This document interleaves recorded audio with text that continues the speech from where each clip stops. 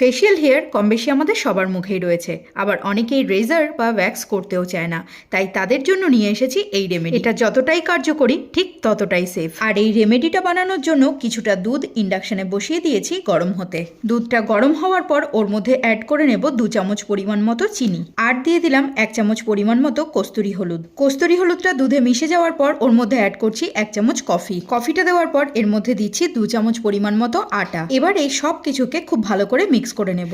আটাটা দেওয়ার পরে কিন্তু এই মিক্সচারটা ঘন হয়ে আসবে, তখন এর মধ্যে আমি অ্যাড করে দেব হাফ কেটে নেওয়া পাতিলেবুর রস। এরপর ফাইনালি এর মধ্যে অ্যাড করছি কয়েক ফোঁটা নারকেল তেল। মিক্সচারটা যখন এরকম কাদা কাদা দেখতে হয়ে যাবে তখন ইন্ডাকশনটা আমি বন্ধ করে দিয়েছি। এটা অ্যাপ্লিকেশনের সময় কিন্তু আমি পুরোপুরি ঠান্ডা করছি না, একটু উষ্ণ গরম অবস্থাতেই এটাকে আমি আমার ফেসে আপার ডিরেকশনে অ্যাপ্লাই করছি। আমি তোমাদের কখনোই বলবো না যে এটা একবার অ্যাপ্লিকেশনেই ফেশিয়াল হেয়ার সম্পূর্ণ রিমুভ হবে, সেটা কখনোই হয় না। যেটা হবে সেটা হলো তোমার ফেশিয়াল হেয়ারের গ্রোথ ধীরে ধীরে কম হতে থাকবে যদি সপ্তাহে 1 দিন করে অ্যাপ্লাই করে নিতে পারো এই রেমেডি। সপ্তাহে 1 দিন করে আমিও এটা অ্যাপ্লাই করি, আর তাতে কিন্তু আমার ফেশিয়াল হেয়ারের গ্রোথ অনেকটাই কম হচ্ছে।